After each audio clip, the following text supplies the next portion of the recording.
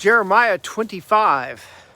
This is the word that came to Jeremiah concerning all the people of Judah in the 4th year of Jehoiakim, son of Josiah, king of Judah, which was the 1st year of King Nebuchadnezzar of Babylon.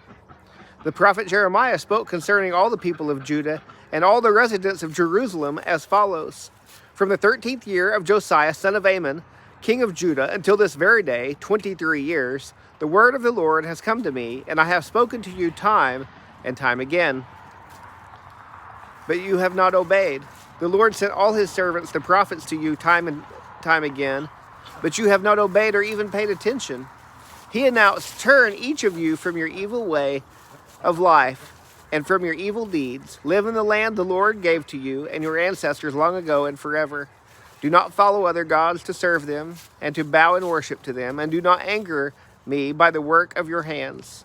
Then I will do you no harm. But you have not obeyed me. This is the Lord's declaration, with the result that you have angered me by the work of your hands and brought disaster on yourselves. Therefore, this is what the Lord of armies says, because you have not obeyed my words, I am going to send for all the families of the north. This is the Lord's declaration, and send for my servant Nebuchadnezzar, king of Babylon, and I will bring them against this land, against its residents, and against all these surrounding nations, and I will completely destroy them, and make them an example of horror and scorn and ruins forever. I will eliminate the sound of joy and gladness from them, the voice of the groom and the bride, the sound of the millstones and the light of the lamp.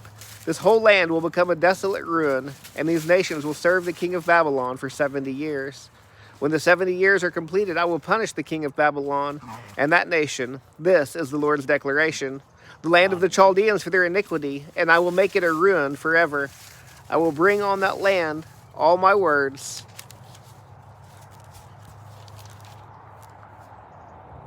I have spoken against it, and that it is written. For many nations and great kings will enslave them, and I will repay them according to their deeds and the work of their hands. This is what the Lord, the God of Israel, said to me. Take this cup of the wine of wrath from my hand, and make all the nations to whom I am sending you drink from it.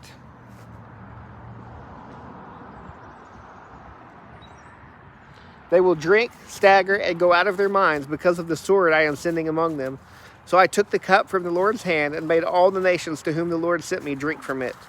Jerusalem and the other cities of Judah, its kings and its officials, made them a desolate ruin, an example for scorn and cursing, as it is today. Pharaoh, king of Egypt, his officers, his leaders, and all his people, and all the mixed peoples, all the kings of the land of Uz, all the kings of the land of the Philistines, Ashkelon, Gaza,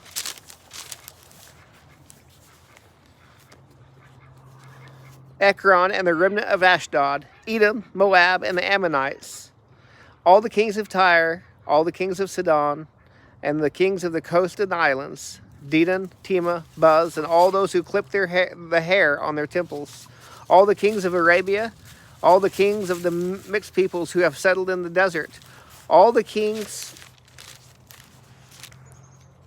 of Elam, all the kings of Media, all the kings of the north, both near and far from one another, that is, all the kingdoms of the world throughout the earth. Finally, the king of Sheshach will drink after them.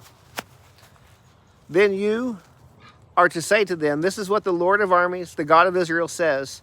Drink, get drunk, and vomit. Fall down and never get up again, as a result of the sword I am sending among you. If they refuse to accept the cup from your hand and drink, you are to say to them, this is what the Lord of armies says. You must drink, for I am already bringing disaster on the city that bears my name. So how could you possibly go unpunished?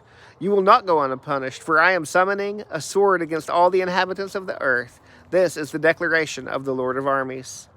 As for you, you are to prophesy all these things to them, and say to them, the Lord roars from on high. He makes his voice heard from his holy dwelling. He roars loudly over his grazing land. He calls out with a shout like those who tread grapes against all the inhabitants of the earth.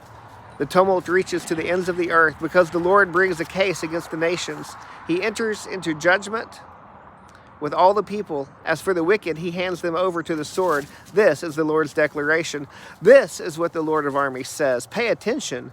Disaster spreads from nation to nation. A huge storm is stirred up from the ends of the earth. Those slain by the Lord on that day will be scattered from one end of the earth to the other. They will not be mourned, gathered, or buried. They will be like manure on the soil's surface. Wail, you shepherds, and cry out. Roll in the dust, you leaders of the flock.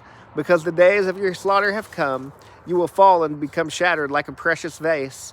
Flight will be impossible for the shepherds, and escape for the leaders of the flock.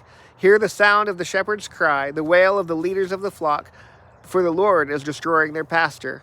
Peaceful grazing land will become lifeless because of the Lord's burning anger.